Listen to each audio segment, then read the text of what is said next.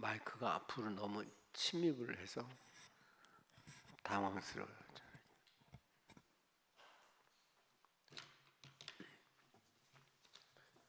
어제는 헌금을 위해서 기도할 틈이 없었는데 이게 기도하고 시작해도 되겠습니까? 주님, 이 새벽에 저희들을 주님의 성전에 불러주시고 주님을 예배하게 해주셔서 감사합니다. 몸들여 몸바쳐 주님을 예배하는 것보다 더 큰 복이 없는 줄로 압니다. 오늘 예배를 통해서 우리가 하늘나라의 평안과 기쁨이 넘치게 해 주시옵소서. 정성껏 예물을 바쳤습니다. 각종 하나님 사랑하는 믿음으로 각종 하나님 나라 일을 위해서 귀한 예물을 바쳤는데 주님의 손에 받으시고 하나님 나라 창고에 모으시고 주님의 영광을 나타내는 거룩한 일이 번성하게 도와주시옵소서. 바친 손길들 가정과 하는 일에 하늘 이름을 여셔서 만 가지 은혜로 채워 주시옵소서. 예수님 이름으로 기도합니다.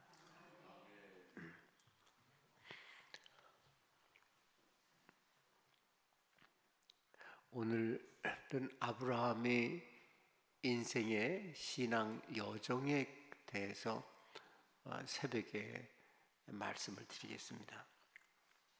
제가 사실은 첫 번째 성경과 설교 제목은요, 창세기 13장에 아브라함이 돌단을 쌓는 그 마물의 상수리 나무 숲에서 돌단을 쌓는 그런 모습과 또 창세기 16장에 나그네를 대접하는 것을 통해서 아브라함의 그 영성 여정에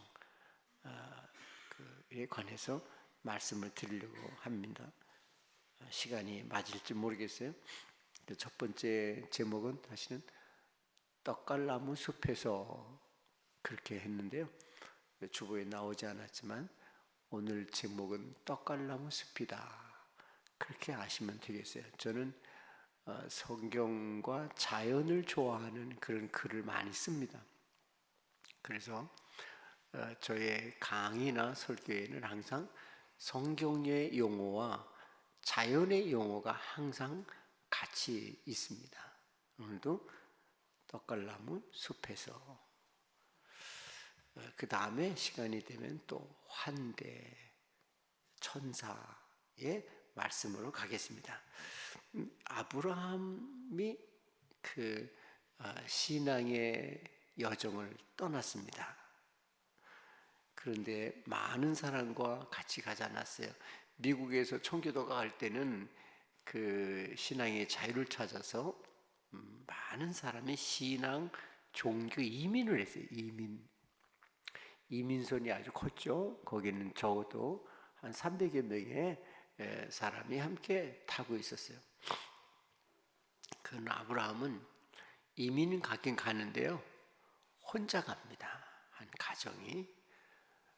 그리고 같이 가는 사례는 별 신앙이 없었던 것 같아요. 근데 그러니까 아브라함은 외로웠습니다. 아내하고 그렇게 깊은 영적인 대화나 함께 하나님을 예배하는 데 있어서 그렇게 깊은 영적 교제가 없었던 것 같아요. 아브라함은 홀로 영적 여정을 출발합니다. 근데 홀로 가는 데 있어서 어려움이라는 것은 첫째는 고독한 겁니다. 두 번째는 두려움입니다. 혹시 낯선 데 갔다가 낯선 동네 사람이 나를 공격하지 않을까? 또는 자연에서 어떤 사고를 만나거나 짐승이 또는 피해를 입지 않을까 하는 두려움입니다. 안전감이 없는 거죠. 그리고 고독한 겁니다. 그래서 여행을 하면은요, 특별히 외국에 가서 살게 되면은요, 외로우니까 하나님과 가까워집니다. 하나님과 가까워지고 신앙생활 잘하려면요, 혹시 그런 남편 신앙생활 좀 잘하게 하려면 이민 가면 됩니다. 가만 같이 술 마실 사람 없고 골프 칠 사람이 없거든요. 그러니까 늘 집에 있어요. 아내하고 공원에 가고 아내하고 밥 먹고, 그죠? 참 친해집니다. 벌을 꽂히려면 이민 한번 갔다 오시면 돼요. 가정적이 됩니다. 제가 영국에서 목회할 때, 공부할 때, 저는 공부할 시간도 부족한데 난 목회 절대 안 한다 그러는데, 우리 대학에 와 있는 한국 학생들이 자꾸 와서 예배를 봐달라고 그래서 주일날 자꾸 예배를 보는데요, 알고 봤더니 그 남편들은 한국에서 교회 하나도 안 다닌 사람들이에요. 어쩌면 그렇게 아멘을 잘하고 협조를 잘하는지요. 그리고 아내 옆에 꼭 붙어가지고 그렇게 예배를 드리고, 온 뭐 한 30년 믿고 한 권사 이상 된 것 같아요. 예. 그리고 서울에 와서 또 저희 교회 다 찾아오더라고요. 와서 다 장로도 되시고, 그래서 이민 가니까 금방, 전도 안 해도 금방 믿음이 들어가더라고요. 왜 그러냐면 외로운 나그네나 외로운 여행에서는요, 하나님과 친해져요. 하나님이 그런 분을 좋아하세요. 이 공동체에서 뭐 희희덕대고 막 웃고 잘 나가고 성공하고 막 그런 사람보다 홀로 있는 사람들을 하나님이 좋아하세요. 그래서 하나님과 친해지는 거예요.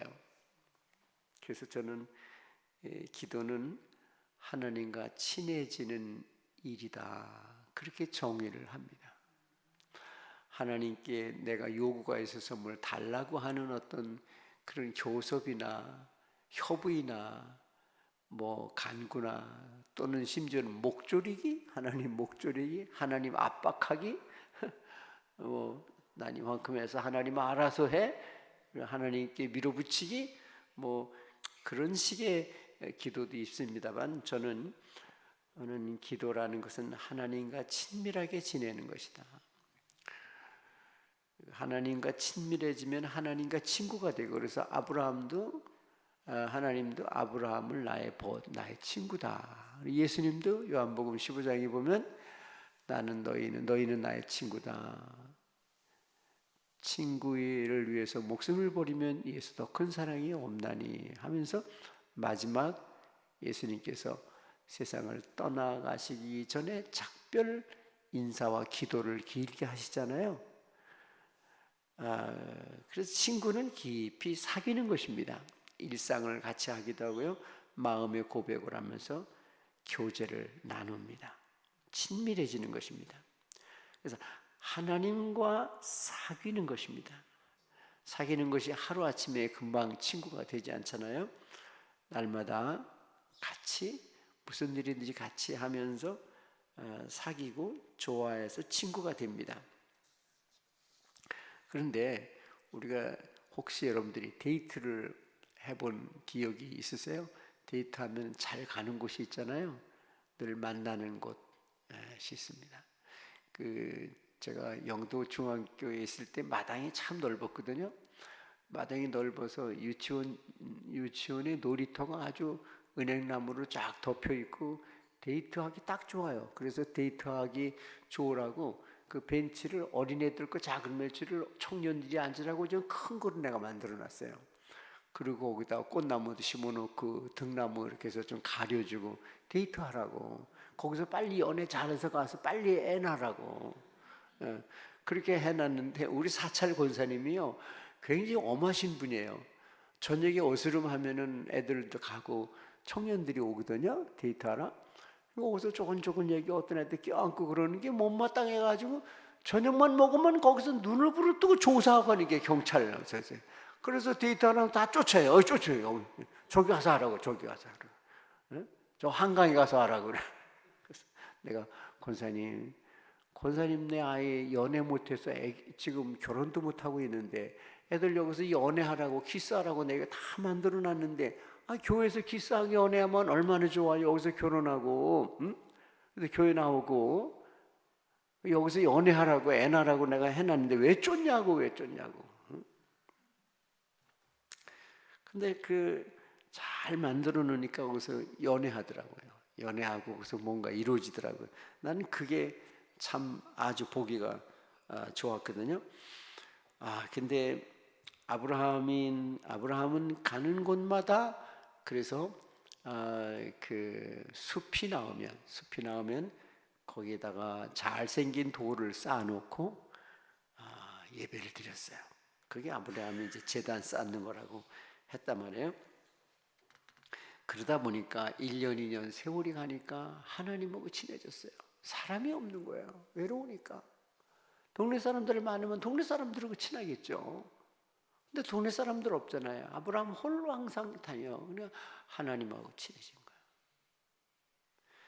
여러분들 하나님하고 얼마나 친밀할까? 오늘도 하나님하고 친밀하니까 이렇게 새벽에 나오셨죠. 근데 사실은요, 이렇게 뭐 새벽 예배 또 주일 예배 이렇게 집회에 나오는 거는 고독하지가 않잖아요. 다 사람들 같이 있잖아요. 근데 어떻게 보면은 진짜 영성 생활은요, 그것은 자기하고 하나님하고 하는 거예요. 그래서 나하고 하나님하고만 있는 시간을 가지고 즐기고 그 시간을 소중히 여기는 것이 영성 생활입니다. 기도 생활이에요. 그러니까 기도 생활이요, 영적 생활이라는 건 홀로 있는 시간입니다. 저는 이제 학교에 강의 많을 때는 매일 학교 가야 되고 논문지도 하는 거 하루 종일 학교에서 지내는 것 같았고요. 뭐 목회할 때는 말도 못했고요. 근데 이제 이거 이제 끝나니까요, 홀로 있는 시간이 많거든요. 홀로 있는 시간이 많으니까 참 좋아요. 할 일이 많아요. 책을 많이 보게 되고요. 생각을 많이 하고요. 여유가 있으니까 산책을 하면은요, 머릿속에 쏙쏙 성령이 영감을 넣어주세요. 지혜가 떠오르고요. 책 읽고 나면은 책 읽고 일어나 산책을 하면은요, 책 읽는 게 잘 정리가 되고요. 무슨 설교할까, 무슨 강의할까, 한번 산보하면서 다 머릿속에 정리가 됩니다. 책상에서보다 산보할 때.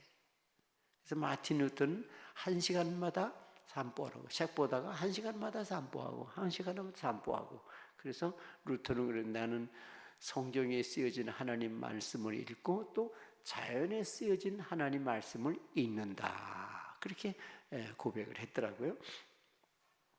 그래서 우리들이 영성 고독해야 돼요. 홀로 있어야 돼요.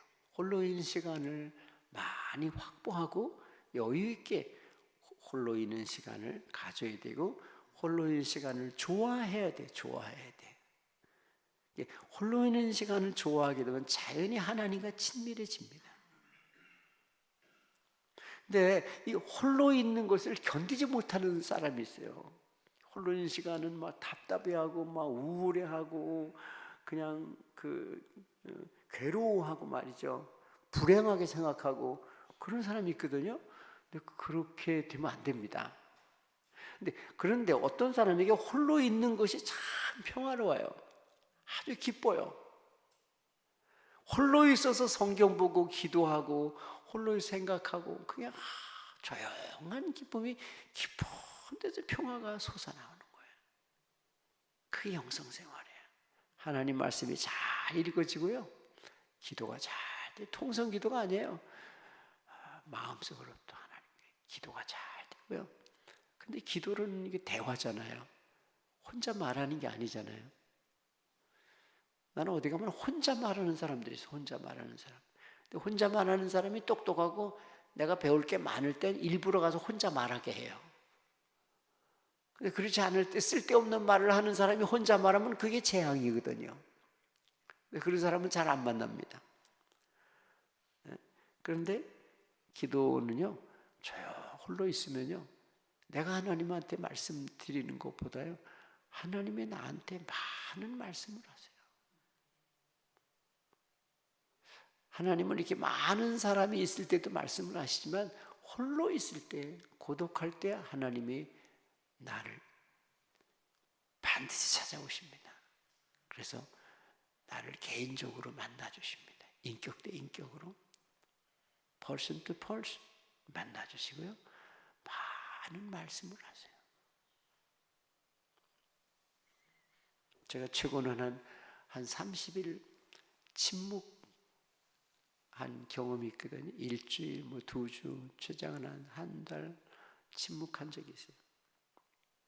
연구소 공부할 때 공부가 안 되면은 수도원 애들 침묵했어요. 그리고 기도만 하고 공부만 하는 거예요. 다 풀립니다. 공부가 그렇게 잘 될 수가 없어요. 내가 하는 게 아니에요. 성령님이 다 말씀해 주세요.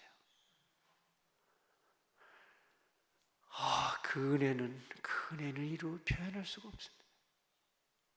그래서 가톨릭에서 피정이라는 거 참 좋은 겁니다. 그거.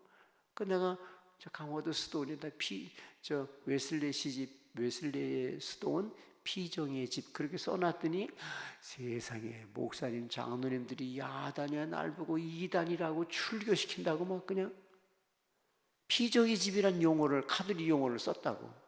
아니 그게 무슨 내가 죄진 거예요? 피할 비자, 고요할 정자인데 카톨릭에만 써야 돼 그게? 고요히 피해서 고요히 머무는 곳이에요. 피정의 집. 얼마나 이름이 좋은지 몰라요. 그래서 나는 그냥 피정의 집에서 난 수도원에 피정 간다. 카톨릭이 먼저 썼다고 우리는 못 쓸 필요가 있어요. 카톨릭이 먼저 썼다고 카톨릭 겁니까 그게? 우리가 더 잘 쓰면 우리께 되는 거죠. 아멘은 하지 마세요. 집에 가서 하세요.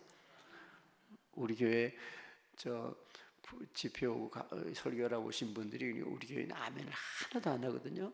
내가 안 하니까 그 언젠가 그래 니네 교회는 아멘을 안 하냐? 그래서 내가 우리 교회들은 교양이 있어서 속으로 한다. 걱정하지 마. 그리고 그 즉시 촉새같이 아멘 그거 그렇게 하는 게 아니라 집에 가서 일상생활 속에서 그렇군요. 주님 맞습니다. 그렇게 집에 가서 한다. 생활 속에서 아무 걱정하지 마라. 근데 영일교회도 제가 목회하던 교회와 어쩌면 이렇게 똑같아요. 분위기가 조용하시고 아멘 안 하시고 예, 좋아요 아주.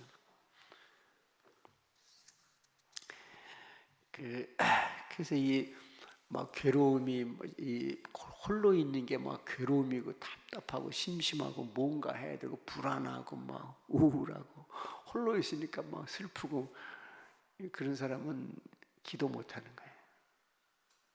그런 사람 홀로 있는 훈련을 좀 해야 돼요. 폴 틸리라는 신학자는 그래서 홀로 있어서 내가 영광스러워지는 것. 홀로 있어서 내가 영광스러워진다. 홀로 있어서 내가 행복해지고 참 평안해지고 기쁨이 솟아나는 거예요. 홀로 있어서 하나님의 영광에까지 참여한다. 그게 고독이야. 그래서 우리가 잘 알잖아요. 영성신학한 사람이 헨리 나우엔의 책에 보면은 론리네스, 외로움에서 솔리튜드, 고독으로 옮겨가야 된다. 고독은 홀로 있어 하나님과 함께 있는 것이 영광스러워지고 기쁨이 넘치고 하는 상태를 고독의 상태라 그런다. 그래서 고독은 좋은 거예요. 외로움에 지쳐서 우울하고 자살하는 사람도 있지만 고독이라는 다른 말로 다른 의미로다가 사용을 하면요, 고독은 하나님과 함께 평화의 삶을 살고 하나님과 함께 기쁨이 넘치고 하나님과 함께 영광스러워지는 것이다. 정말 깊은 데서 하나님과 하나가 되는 경험을 하는 거예요. 그래서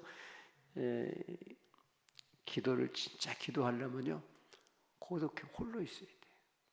홀로 있다가 하나님과 깊은 만남과 교제에 있어서 고독의 영광으로 들어가야 되는 것입니다.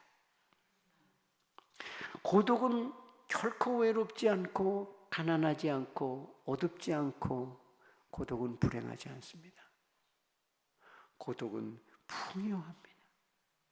고독은 평화롭고 고독은 기쁨이 넘치고 고독은 참으로 평화로운 교제를 합니다. 하나님과의 교제 속으로 들어가는 것이고, 고독은 사랑이 가득한 것입니다. 누구하고 같이 갔을 때는 눈 분위기에서 말 한마디에서 제가 나 사랑하지 않나 보다 그래가지고 사랑이다 매번 미움으로 찾는데, 홀로 있으니 하느님이 내 모든 기질을 사랑으로 바꿔주셨어요. 그래서 고독은 사랑을 만끽하는 거야. 하느님이 저 창조를, 우주를 통할하시는 하느님이 나를 상대하고 계셔요. 나하고 지금 나도 하나님의 위대하신 하나님을 독대하면서 이야기하고, 깊은 이야기, 진실한 이야기, 위대한 이야기, 영광스러운 이야기, 사랑의 이야기, 평화의 이야기를, 내 인생의 이야기를 다 하고 있어요. 이게 기도예요. 그래서 기도는 이야기다. 우리 어머니가 그렇게 기도했어요. 우리 어머니가 뭐 신학교 다니는 무슨 신학을 알아요. 뭐 성경만 읽으시지 신학책 하나 안 읽으시는데, 우리 어머니 기도하실 때 기도를 3시간, 4시간 하루 종일 밤새도록 하셨어요. 그냥 얘기하셨어요. 하나님과 얘기. 근데 그때 궁금했어요. 저 우리 어머니가 저거 주근주근 얘기하시는데 하나님이 들으시나?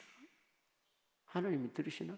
그래도 또 아무 말씀도 안 하시고 가만히 계시다가, 그러다 저 좋으셔. 목을 떠뜨리고, 아이고 주님. 그래서 지금 생각하니까 우리 어머니가 기도를 참 잘하신 것 같아요. 예. 기도의 묘미는 하나님과 친해지는 데 있는 것입니다. 누구하고 친해진다는 건 특권입니다. 참.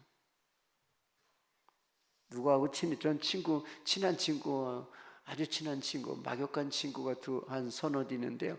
밤 12시에도 전화해요. 자다가 전화 받아요, 저도. 왜 그래? 잠이 안 와? 아니야, 무슨 계시 받았어.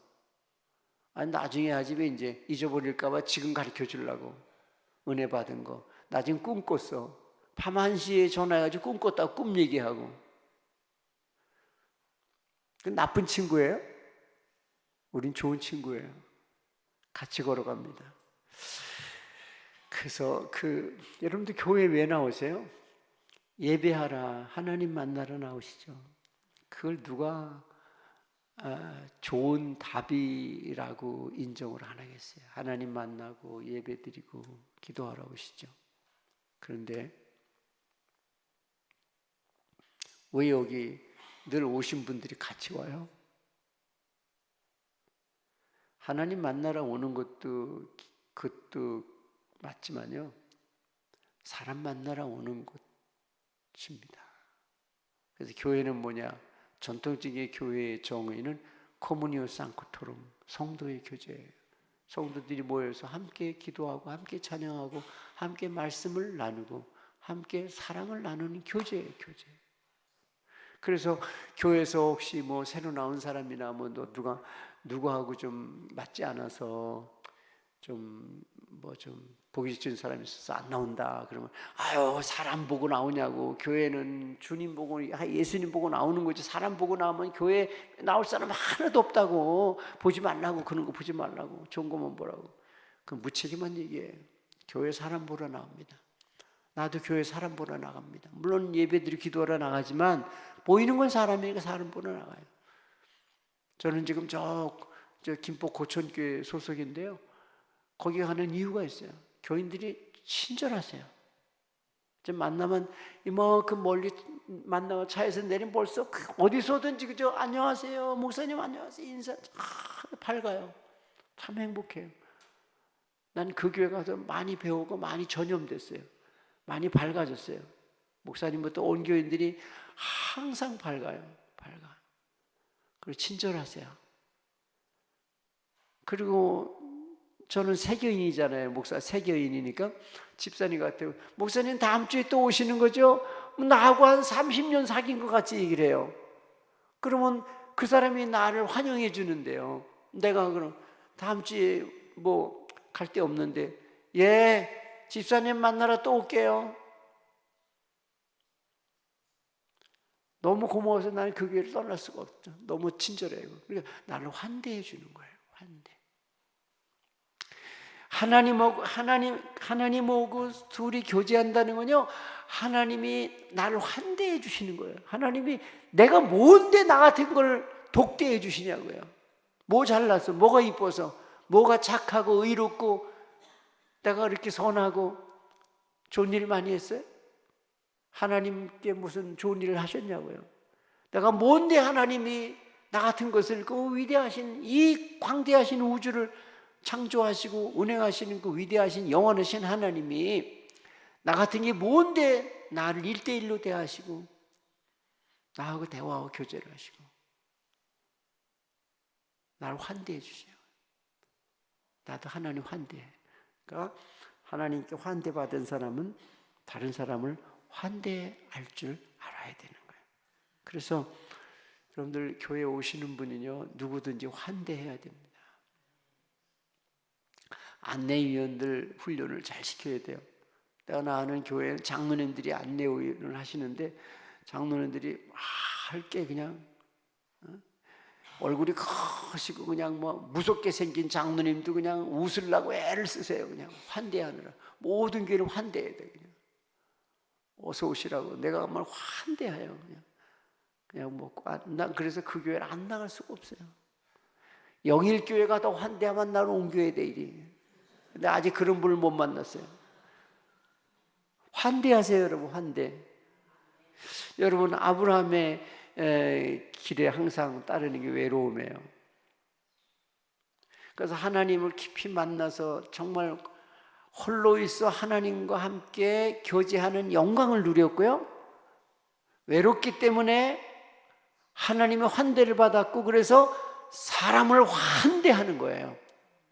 그래서 순례라 그러죠. 순례.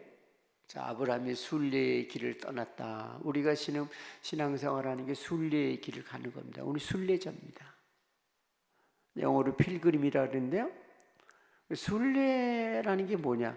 한문으로 보면 돌아갈 순자, 예도의 자예요. 그래서 순례자는 이렇게 해서 주님의 발자취를 돌아가는 것입니다. 우리도 순례자예요. 그래서 이 세상에 온 순례자인데 하느님의 발자취를 따라가는 거예요. 돌아가는 거예요. 여기가 아브라함의 돌단을 쌓았던 상수리 숲, 도토리 숲이 바로 교회예요. 하나님을 만날 수 있는 고요하고 평화로운 곳, 그것이 아브라함이 돌단을 쌓은 상수리나무 숲이고 그것이 영일교회예요. 그런데 거기서 예를 갖추는 겁니다. 순례자는 예를 갖추는 거예요. 순례자는 하느님 따라서 돌아가는 거예요. 세상에 왔다가 천국으로 돌아가는 거, 한 바퀴 돌아가는 거예요. 우리가 이스라엘 가면 성지 순례 가잖아요. 예수님 기도하신 곳, 예수님 병 고치신 곳, 예수님이 5,000년 먹이신 곳, 갈릴리 바다, 가버나움, 골고다 언덕, 부활하신 곳 돌아가잖아요. 그러면서 기억하는 거예요. 하나님을 기억하는 거예요. 하나님이 우리를 위해서 무엇하셨나 기억하는 게. 그게 돌순자야. 그 다음에 예자, 예도자. 예를 갖추는 거예요. 순례자는 예를 갖추면서 하는 거예요. 예가 뭐예요? 주일 예배, 기도하는 거, 성경 보는 거. 근데 이 예를 갖추는 데 있어서 하나님께도 예를 갖춰야 되지만 사람에게 예를 갖춰야 돼. 환영합니다. 어서 오세요. 감사합니다. 그러면 인사 많이 해야 돼요. 인사 많이. 인사 밝게 행복하게 해야 돼요. 우리 며느리처럼, 푼수 며느리처럼 해야 돼요. 근데 한국 사람들 표현이 없어요. 표현이. 그러니까 미국 저 선교사가 한국 사람은 이름은 그리스도이냐, 그리고 기도는 샤머니즘으로 하고, 생각은 불교식으로 하고, 생활은 유교식으로 한다. 점잖게. 근데 다 기독교식으로 해야 돼. 기독교식으로. 환대해줘요. 환대. 저기 일본에 그 그 홋카이도 가면요, 거기 저는 홋카이도 가는 걸 좋아하는데 왜 좋아하냐면 미우라 아야코, 일본의 경건 그 문학가 미우라 아야코의 고향 아니에요. 거기 미우라 아야코 기념관이 있는데요. 거기 가면은 그 남편이 지금 돌아가시는데 남편 살아계실 때는 남편이 앞에서 인사를 해요. 머리가 이렇게 꼬부라져가지고 인사를 해요. 제가 미우라 아야코의 작품을 다 읽고 좋아하거든요. 미우라 아야코야말로 아시아가 나온 그 기독교 생활 문학가예요. 생활 문학가. 참 좋습니다. 근데 거기 가면요, 그 기념관에 그 미우라 아야코가 식료품 가게를 한 적이 있어요. 그런데 옆에 식료품 가게가 있었거든요. 아야코가 하니까 그 식료품 가게가 망했어요. 왜? 미우라 아야코한테로 손님이 다 몰리는 거예요. 그래서 미우라 아야코가 막 회개했어요. 회개. 주님, 내가 잘못했습니다. 내가 들어와서 저쪽 가게가 망했으니 내가 큰 죄를 지었습니다. 그래서 어떻게 했냐면요, 예를 갖추기로 했어요. 그쪽 상점 주인에 가서 예를 갖추는 거예요. 아침마다 출근해가지고 안녕하세요. 점심때만 또 안녕하세요. 잘 팔리시나요? 잘 되시길 바랍니다. 기도했어요. 그 가정을 위해서 기도하면서 예를 갖추는 거예요. 그래서 또 다 마치고 할 때는 안녕히 계세요. 내일 뵙겠습니다. 평안하세요. 이 허리 굽히고 절하는 게 문 앞에 딱 있어요. 미랄 걸. 겸손하게. 그게 참 인상적입니다. 그러니까 그 미우라과 옆집에 상점 주인이 함께 미우라과 함께 예 안녕하세요. 또 안녕하세요. 고맙습니다. 똑같이 되는 거예요. 똑같이. 그리고 물건을 사러 손님들이 오면은요, 어떤 거 사러 오면 그거는 저희 가게에서 팔지 않습니다. 저 옆집 가게에 많이 팝니다. 보내줘요. 그것도 이해를 갖추는 거예요. 그거는 덕의 이해라, 덕의 이해. 사랑의 이해를 갖추는 거예요. 그러면 벌써 그 자정집이 알아요. 이 집에서 보낸 걸 알아요. 그래서 두 집이가 다 잘 됐어요. 그래서 친구가 된 거예요. 서로 환대해 준 거예요. 환대. 이 교회에서 제일 중요한 거 환대예요. 그래서 저기 동탄에 어디 잘 되는 교회가 있대. 근데 그 교회 표가 인사만 잘해도 먹고는 산다. 그게 표인데, 난 세상에 거룩한 교회 가면서 인사가 잘도 먹고는 산다. 먹살기 위해서 하나 뭐 하나. 근데 누가 난 가보지 않았는데 그렇게 어린애부터 다 한나만 인사를 잘한대. 근데 다 잘 산대. 그래서 환대해 줘야 돼요. 근데 성경에 보면요, 아브라함이 장막문에 나와서 앉았다. 이게 뭐냐면 너무 외로워서 어디 사람 안 오나로 기다린 거예요. 올 사람도 없는데 그냥 기다린 거예요. 그 당시는 이 땅에 사람 만나는 게 너무 힘든 시대야. 사람 만나면 그건 하나님 만난 거랑 마찬가지예요. 그렇게 반가운 거예요. 그래서 그때는요, 천사 신앙이 강했어요. 누구를 만나면 그건 천사 만난 거예요. 하나님 보내주신 천사란 말이에요. 또 나도 천사가 돼야 돼. 천사가 돼야 돼. 하나님의 그 기쁨의 구원의 메시지를 가지고 누구를 만나고, 누구를 만나면 하나님의 메시지를 전해준 천사가 돼야 되는 거예요. 서로. 사람이 귀한 시대니까. 근데 그날도 장막문에 나와서 저 언덕에서 오는 행길로에 누가 오나 기다려 하루 종일 기다리다가 오후에 보니까 사람 셋이 저 언덕에서 넘어오고 있어요. 그래서 성경에 보면 아브라함이 달려나가서 그 발 앞에 엎드려 절을 하고, 그리고 그냥 지나가지 마시고 꼭 우리 집에 꼭 와달라고. 우리 집에 오셔서 발도 씻어서 시원하게도 하고, 제가 시원한 물도 우유도 드릴 거고, 또 빵도 드릴 거고, 송아지 고기도 드릴 거고, 치즈도 드릴 거고, 그래서 씻고 잘 먹고 잘 쉬다가 상쾌해지셔서 가시면 좋겠습니다. 차가 잘 모시겠습니다. 환대를 하는 거예요. 환대를 하는 거예요. 따라갔어요. 사라가 그렇게 했어요. 소떼에 가가지고 제일 좋은 송아지를 잡아가지고 요리를 해주고요. 그 사람들이 정말 환대를 받았어요. 근데 환대를 받고 나서 사람들이 이 가정에 아이가 있느냐, 문제가 뭐냐, 아이가 없어서 그냥 그게 문제입니다. 기도 제목입니다. 내년 이맘때에 사라가 아들을 낳으리라. 내가 돌아올 때 아들을 낳으리라. 근데 알고 보니까 그 세 사람이요 천사였어요. 천사. 하나님 보니 천사였어요. 아브라함이 그 인생의 고독한 여행 중에도 예를 잘 갖춰요. 그리고 또 누구든지 환대하고 기도를 많이 하고, 그러니까 천사를 보내셨어요. 나중에 알고 보니까요, 그게 나그네인 줄 알았는데 천사였고요, 천사인 줄 알았는데 알고 보니까 하느님이었어요. 성부, 성자, 성령 하나님이었어요. 동방정교에서는요, 그 세 나그네가 성부, 성자, 성령이 아브라함을 찾아와서 우리 환대해 주셨다, 그렇게 믿고 성부, 성자, 성령으로 그렇게 거룩하게 형상화해서 그 성화를 늘 걸어놓고 기도하는 거예요.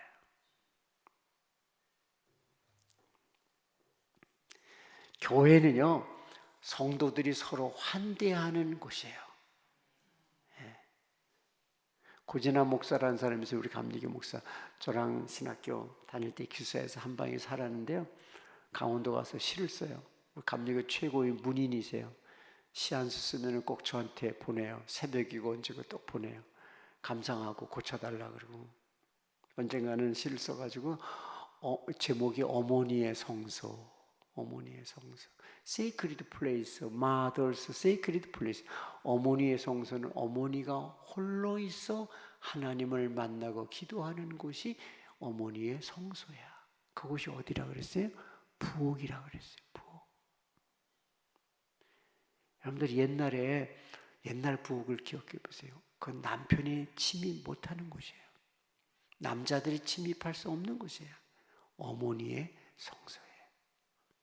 어머니가 홀로 쌀을 씻고 밥을 안 치고 국 끓이고 불 떼서 가마솥 때 불 떼서 밥을 하고 반찬하고 가족을 위해서 요리하는 어머니만이 들어가서 하는 어머니의 성소다. 근데 어머니는 거기서 밥을 하시면서 불 떼시면서 기도하셨다. 하나님 만났다. 이게 어머니의 성소예요. 어머니가 아무리 속상하고 남편 때문에 속상하고 자식들 때문에 속상하고 살림살이 걱정하고 막 혼돈스럽다가도 마음이 불안해 속상하다가도 그 부엌의 성소에만 들어가서 쌀 씻고 밥하고 뭐 불 떼고 그러는 동안 다 녹아지는 거예요. 그리고 주님과 친해지는 거예요. 주님과의 깊은 교제 속으로 들어가 평화로운 시간이 돼. 고독의 시간, 하나님의 영광 속으로 들어가는 고독의 시간이 되는 거예요. 그래서 살림살이에 피곤하고 가난하고 그런 어머니가 밥상을 차려서 여보, 얘들아 밥 먹으라고 환대할 수 있었단 말이에요. 어머니는 왜 그렇게 고생을 많이 하시고 일 많이 하시는데 우리를 대하실 때 다 그렇게 그냥 큰 품으로, 큰 웃음으로, 큰 사랑으로 환대할 수 있나? 하나님께 환대를 받았기 때문에.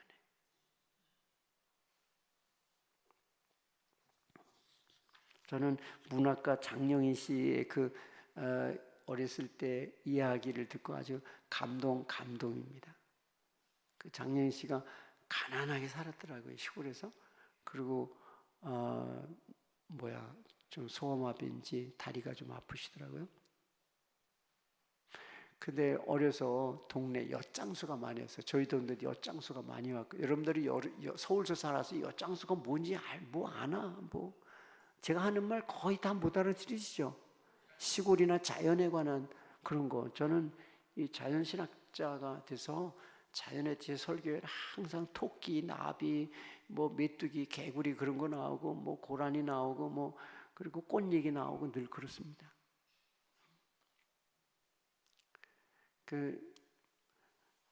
장영희 씨가 시골에서 자랐더라고요. 소아마비 장애하고 그리고 가난하고, 동네 엿장수가 오면은 그 엿가락 치는 거예요. 엿가락 동네 엿장수가 엿가락 치면은 다 모이잖아요. 고무신 뜯어진 거 가지고 고춧가루 가지 나오고 세부치 가지 나오고 동가 계란 가지 나와서 엿 바꿔 먹는 거 아니에요. 다 바꿔먹어서 욕을 맛있게들 먹는데 장영이만 가난하고 그래서 엿도 못 사먹고 저 구석에 혼자 쭈그리고 앉아있는 거야. 엿장사제가 다 팔고선 지게를 다시 찌고 일어나 가려고 그러다가 저 구석에 엿도 못 사먹고 웅크리고 앉아있는 그 소녀 하나가 불쌍하단 말을 다시 지게를 내려놓고 엿가락 하나를 잘라서 그 소녀한테 갖다 주면서 공짜로 주는 거예요. 이거 먹어. 이거 받아 먹어. 울어요. 그때 엿장수 아저씨가 단 한마디를 해주고 떠났어. 한마디가 괜찮아. 괜찮아. 그 아저씨가 뭐 연설을 할 수 있겠어. 공부를 많이 해서 뭐 논리적인 말을 하겠어. 철학적인 말을 하겠어. 단 한마디 괜찮아. 그 괜찮아라는 말에 그냥 감동이 돼가지고 그냥 눈물이 쫙 명치가 그냥 끊어지듯 그냥 감동을 받아가지고 눈물을 쫙 흘리고 괜찮아가 그냥 하루 종일 귀에 울리는 거야. 괜찮아. 나 같은 것도 괜찮아. 나같이 가난해도 괜찮아. 나같이 다리 저려도 괜찮아. 나같이 못생겨도 괜찮다고. 나같이 아무것도 없어도 괜찮다고. 괜찮아. 괜찮아가 복음이 됐어. 복음이. 어디 가서든지 괜찮아. 그 엿장사 아저씨가 들리 괜찮아 하는 말에 위로받고 용기 얻고 힘을 얻고 인생을 헤쳐나갔어. 괜찮아. 괜찮을 거야. 믿음이 됐어. 그래서 공부 열심히 해서 문학가가 되고 교수님이 됐어. 여러분들 엿장수 아저씨가 한마디 해준 괜찮아라는 말에서 믿음으로 용기로 희망을 얻어서 그래서 위대한 복을 받았어요. 여러분들은 괜찮아가 어디 있어? 하나님 말씀이 이 성경 말씀에 그냥 괜찮아보다 더 괜찮은 하나님 말씀을 한날 먹는데 그 먹는 말씀 다 뭐 하시는 거예요? 그거 가지고. 그러니까 이 장영희 교수님은요, 그 시골에 지게 지고 오셨다가 불쌍한 소녀에게 괜찮아 하면서 엿가락 하나 주셨던 그 엿장수 아저씨의 환대가 오늘 나를 여기까지 끌고 오는 그런 힘이 됐다. 그리고 고백을 하시네.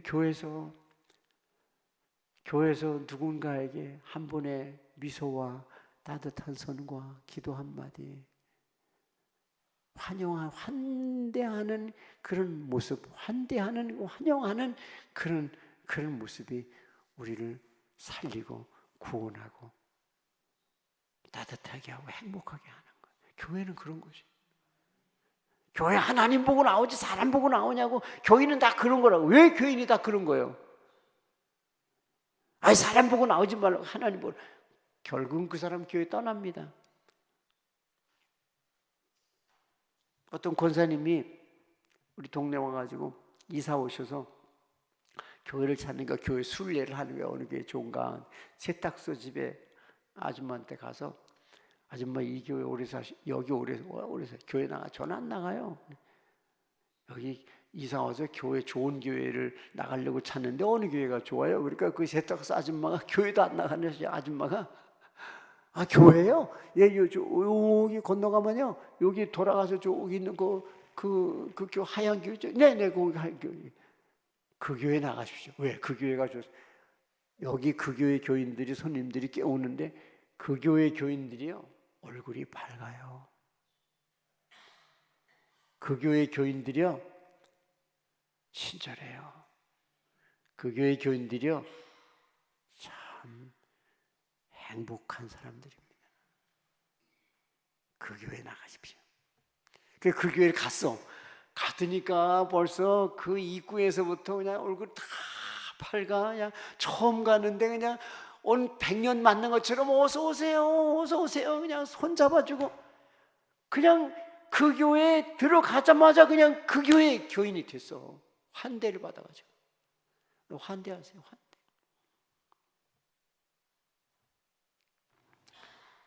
지난 크리스마스 때 우리 작은 아들이 온대요. 난 오는 게 싫었거든요. 아니 그 새끼 성질이 맞질 않아요 저하고. 늘 속썩이는 거야. 40 하나인데 결혼도 안 하고, 결혼 아주 어렵게 결혼은 어떻게 그랬더니 혼자 산다는 거예요. 혼자 있는 게 아주 배기 싫고 부모한테 잘하는 것 같지도 않고. 그래서 이걸 오지 말라 그럴까, 쫓아버릴까, 저기 모텔로 가서 자라 그럴까. 그러다 제가 회개하고 환대하기로 결심을 했어요. 제 아내하고 환대하기로 지금 마시는 것도 해놓고 환대하자. 그래서 오자마자 껴안아주고 뭐 맛있는 것도 먹이러 다니고 환대를 2주간 환대해서 보냈어요. 그랬더니 많이 행복해졌어요. 혼자 사니까 우울하잖아요. 많이 행복해졌어요. 가더니 계속 편지하고 전화하고 귀찮도록 하고 있어요. 지금. 환대하면은 사람을 변화시킬 수 있어요.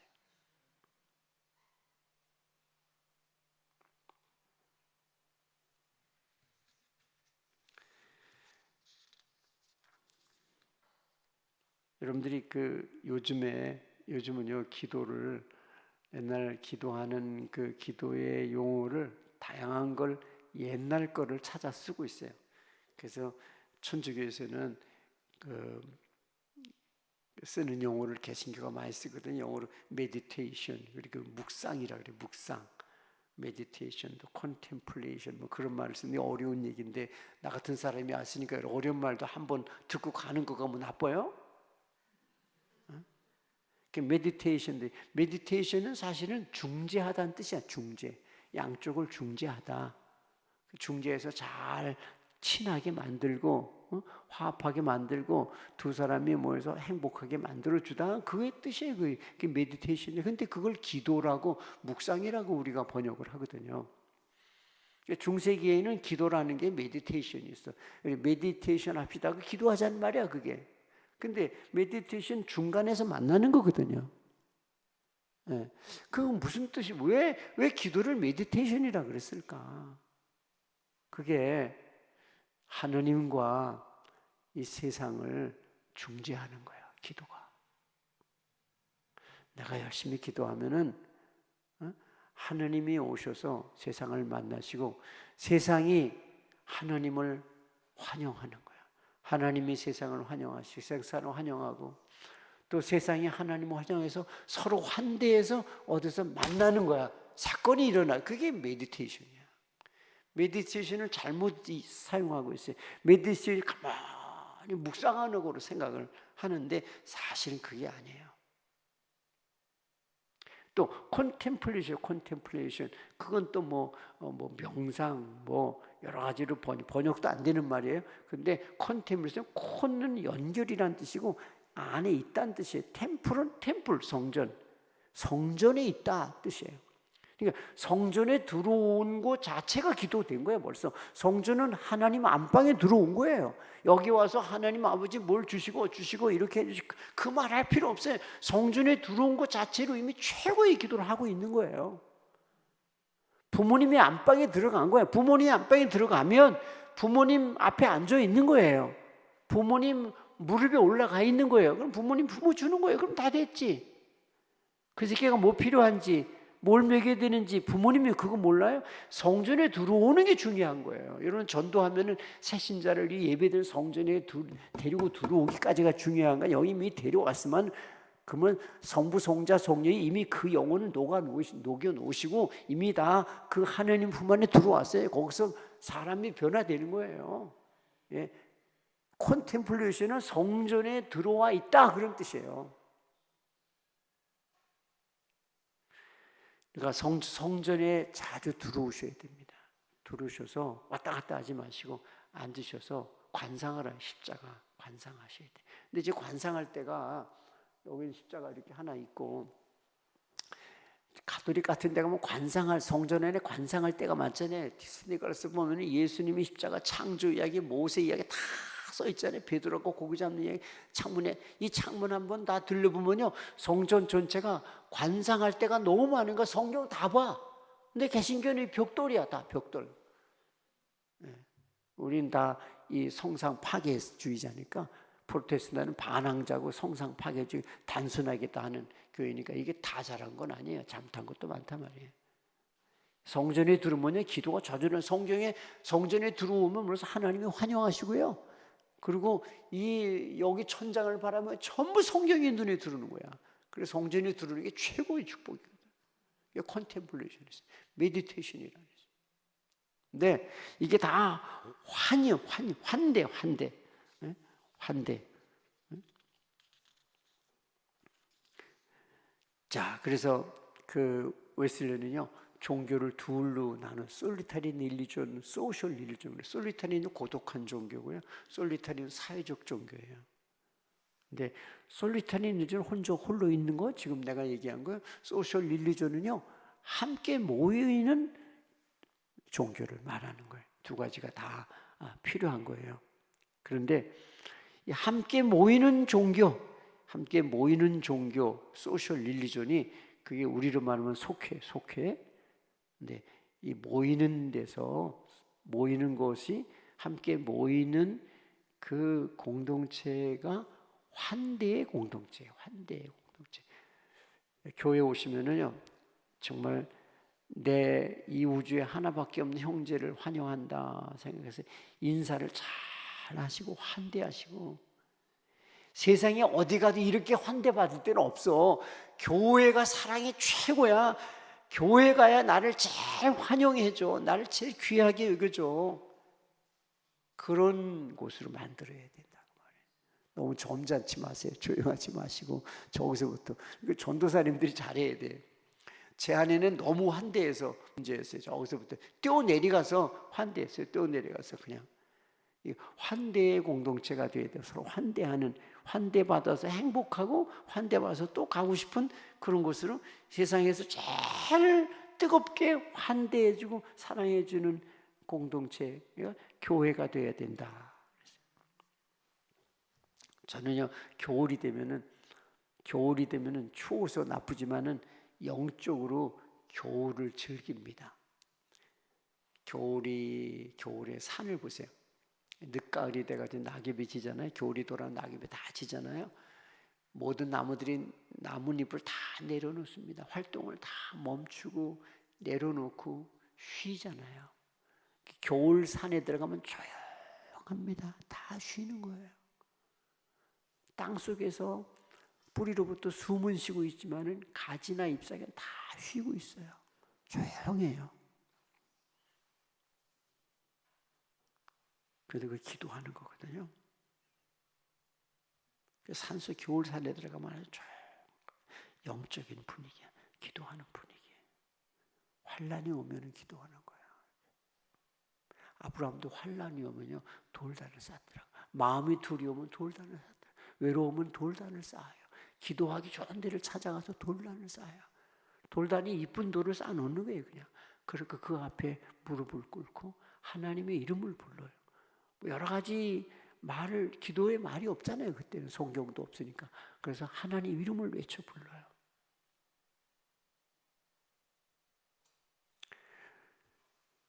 근데 겨울산이 꼭 그래요. 여러분들 겨울산에 가보세요. 겨울산에 가서 하나님 이름 주님 찬송 한 장 부르고요. 그러면요 사온 산으로 울려 퍼져나가요. 여름보다 겨울에 쭉 10번 20번이 메아리 쳐서 나한테 돌아와요. 한번 해보세요. 환란이 오면, 고난이 오면은 깊은 데서 기도해야 돼요.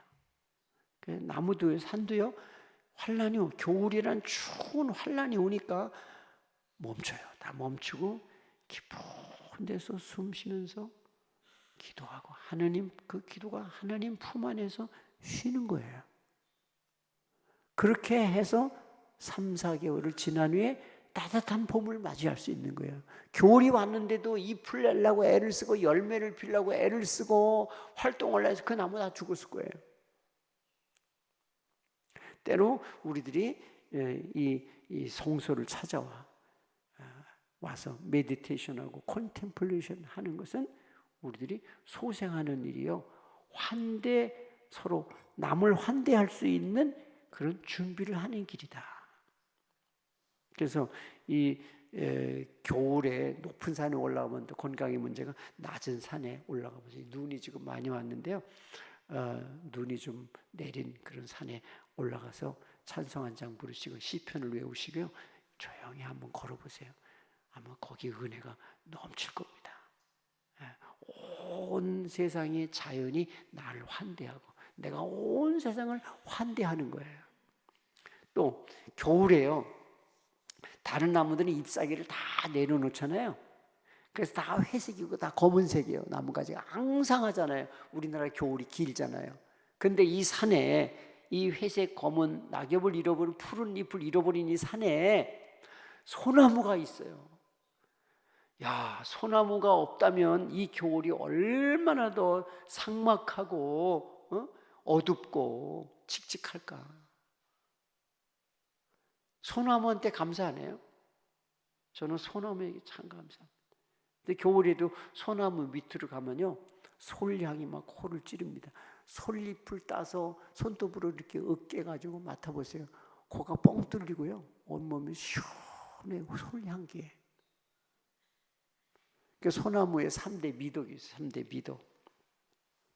첫째는 늘 푸른 초록색, 늘 푸른 초록색. 다른 나무는 초록색을 다 잃어버렸는데 늘 푸른 초록색을 그 추운 겨울에도 조금도 변함없이 지키고 있어. 우리 그리스도인이에요. 그리스도인. 영성생활은 그리스도인. 하나님을 만난 사람, 기도하는 사람, 예배드리는 사람, 찬송하는 사람, 성경 읽는 사람은 추위에도 초록색을 잃어버리지 않고 변함없이 초록색을 자랑하는 소나무 같아요.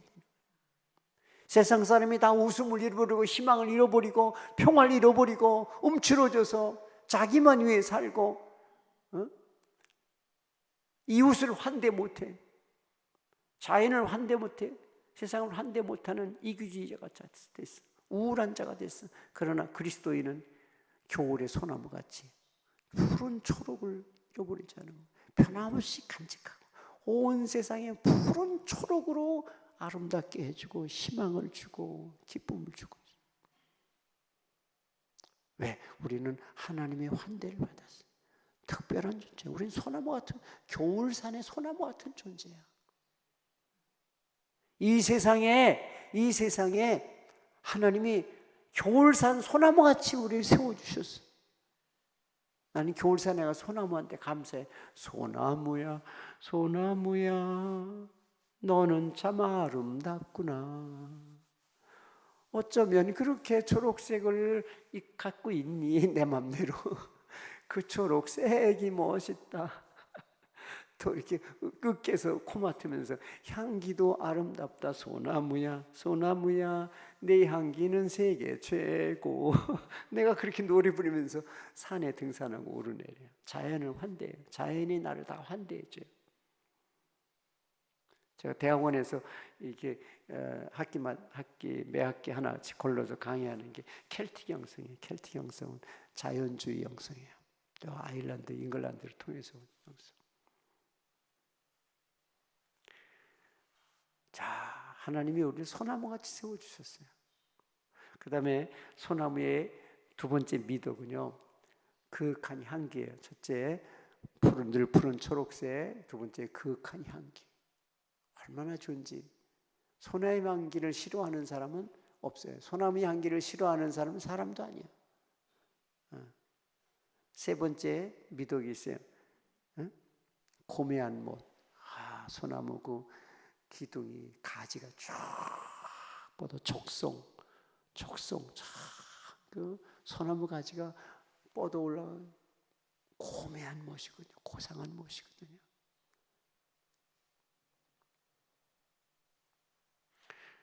여러분, 세상이 오늘처럼 이렇게 눈보라가 치고 얼어붙고 환난이 많아도 기도 가운데 하나님을 환대하시고 하나님의 환대를 받으시고 그리고 이웃을 환대하고 친구를 환대하고 세상을 환대하십시오. 내가 환대받을 거고요. 환대 속에, 환대의 교제 속에서 하나님이 역사하세요.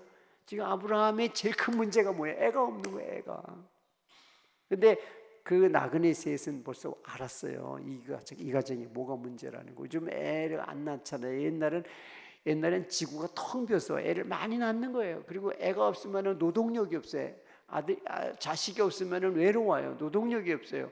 그리고 무서운 세상인데 자식이 있어야 안전하게 살거든요. 그래서 자식이 최고의 재산이란 말이에요. 근데 아들이 없다는 것은 그 가정의 최고의 불행이거든요.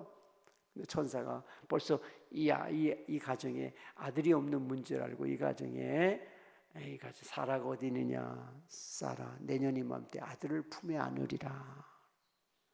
최고의 복을 하나님이 베풀으세요. 우리가 환대할 때 하나님을 환대하고 서로 교인을 환대하고 친구를 환대할 때에 거기서 우리 인간이 만들 수 없는, 인간이 상상도 할 수 없는 하나님의 놀라운 창조의 새로운 복을 창조해 주셔서 새로운 인생으로 새로운 세상을 만들어 주신다. 없던 아들, 나올 수 없는 아들이 나오는 것처럼 그렇게 하나님께서 우리를 복을 주신다 말이죠. 세상에 우리를 다 환영만 박수갈채만 치면은 얼마나 좋겠어요. 근데 그럴 수 없어요. 아무리 유명한 가수도, 저는 이미자를 제일 좋아하거든요. 이미자 씨 가수. 요즘 가수는 이름도 모르고. 근데 이미자 씨가 교인인지 아닌지 그게 궁금해요.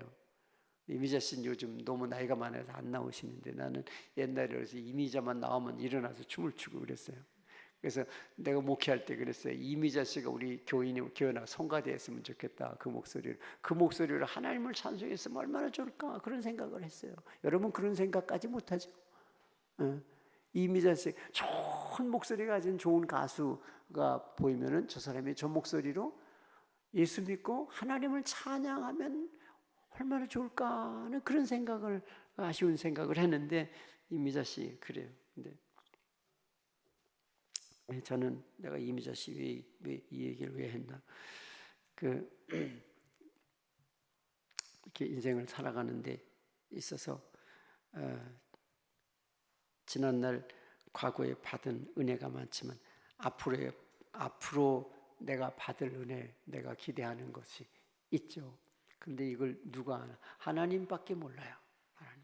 하나님하고 많은 이야기를 나눠야 돼요. 이제는 사람들하고는 많은 이야기를 나눴지만 이제는 하나님하고도 많은 이야기를 이야기를 들어야 돼요. 요즘은 또 모든 사람을, 성격이 이렇게 된 사람이 저렇게 된 사람이나 나를 싫어하는 사람이나 좋아하는 사람 다 환대할 수 있어야 돼. 내가 세상에서 제일 큰 인격의 성품을 갖고 제일 큰 사랑, 제일 큰 평화, 그래서 모든 사람을 환대하고 따뜻하게 환대하고 사랑으로 환대할 수 있는 그런 삶을 살다가 천국에 가게 해주세요. 이렇게 제가 기도를 합니다. 여러분은 얼마나 환대를 하십니까? 사람들을 만나면. 근데 성격상 수줍어서 환대를 못하는 사람이 있어요. 그런데 우리는 이런 생각을 가져야 돼요. 누구를 오늘 만나는 사람은 하나님이 나에게 보내주신 사람이다. 천사예요, 천사. 사실은 교회에서는 성도에게 천사가 되어주는 거예요. 사실 천사론이라는 건 하늘에서 내려온 천사도, 하나님이 보내준 천사도 있겠지만 하나님이 누군가를 천사로 임명해서 보내는 겁니다.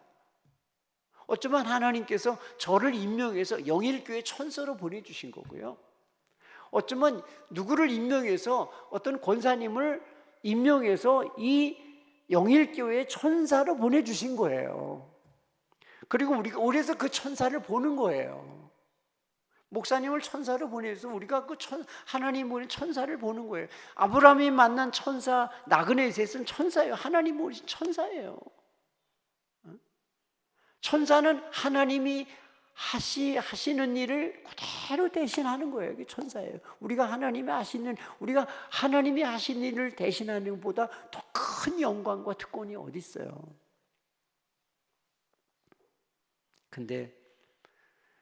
근데요, 문제가 있어요. 모든 사람이 다 나를 환대할 수가 없고요. 내가 모든 사람을 다 환대할 수가 없어요. 환대를 안 할 수도 있어요. 인간의 환대는 부족해요. 그래서 마지막으로 우리를 환대해 주는 분이 계세요. 이 세상에서 환대를 못 받는 경우도 하나님 환대를 마지막으로 우리를 환대해 주신 분은 주님뿐이세요. 주 하나님뿐이세요. 제가 이런 켈틱 시 하나를 소개해 주고 마치겠습니다. Who are waiting for me to die. 그런 제목이에요. 들으셨어요? Who are waiting for me to die. 누가 나 죽는 거 기다리나요? 누가 나 죽기를 기다리나요?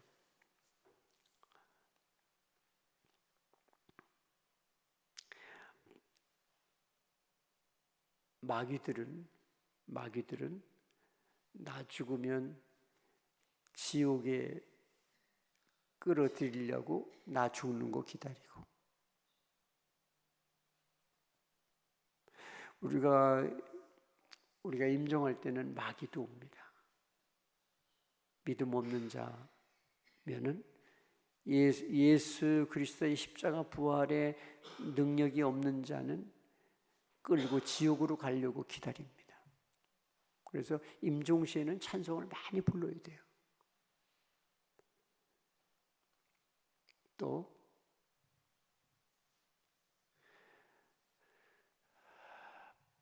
벌레들은 나 죽으면 죽은 시체 갉아먹으려고 나 죽는 거 기다리고, 실제 켈틱 시예요.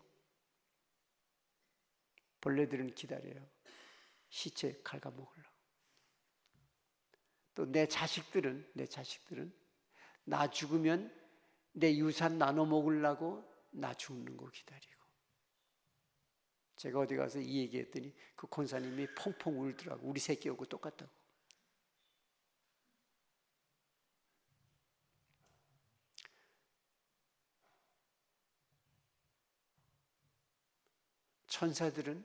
천사들은 나 죽으면 집으로, going home, 집으로, 하나님 집으로 나를 데리고 가려고 나 죽는 거 기다리고. 하나님은 나 죽으면 자기 집에 데리고 영원히 데리고 살려고 나 죽는 거 기다리시네. 그런 시가 있어요. 제가 지난 학기 대학원 강의에서 마지막 강의 제목이 뭐냐면 Going Home, 집으로. 거기에 제가 이걸 읊어줬더니 그 목사님들이 그걸 그 다음 주에가 설교에 다 인용했대. 근데 교인들이 많이 울었대. 다시 할까요? 나 죽는 거 누구 기다리나? 마귀 새끼들은 나 죽으면 지옥으로 끌고 내려가려고 나 죽는 거 기다리고, 벌레들은 내 시체 갉아먹으려고 나 죽기 기다리고, 내 새끼들은 나 죽으면 유산 나누어 먹으려고 나 죽는 거 기다리고. 실제 그런 자식이 있어요. 또 천사들은 나 죽으면 아버지 집으로 데리고 가려고 나 기다리시고, 하나님은 나 죽으면 자기 집에 영원히 데리고 사시려고 나 죽는 거 기다리시네. 이게 뭐예요? 우리가 이 세상에 서로 환대하고 살아. 우리가 천사가 돼야 돼요. 우린 천사야. 하나님이 우리를 보내신 천사야. 누구를 환대하라고. 하나님이 우리를 환대하셨어. 그렇지만 그러나 우리가 세상의 박수와 환대를 다 받을 수는 없어. 마지막까지 우리를 전적으로 환대하시고 영원히 천국에서 환대하실 분은 아버지뿐이야. 아버지 하나님뿐이야. 그래서 예배 기도 나올 때마다 하나님이 탕자를, 그 아버지가 집 나갔다 온 탕자를 환대하듯이 우리를 환대하시는 거예요. 여기는 환대의 공동체야. 순례자 아브라함은 가는 곳마다 두 가지를 잘했어. 첫째, 하나님과 친밀해지는 거. 가다가 늘 돌단을 쌓고 나무 숲에 들어갔잖아. 또 하나는 환대했어. 늘 환대. 그래서 평화주의자가 됐어. 그러니까 하나님이 아브라함을 환대해서 아브라함은 나의 친구, 나의 벗이다 그랬다. 여러분도 하나님과 친밀한 친구 되어 하나님과 순례를 동행하시고 이해를 잘 갖추고, 그리고 또 교회에서 하나님이 보내신 천사들, 이 아브라함이 새 나그네를 환대하듯 환대하고 하나님을 환대하고 영원토록 아버지 집에서 환대받는 그런 영성으로 나가시기를 주의 이름으로 축원합니다.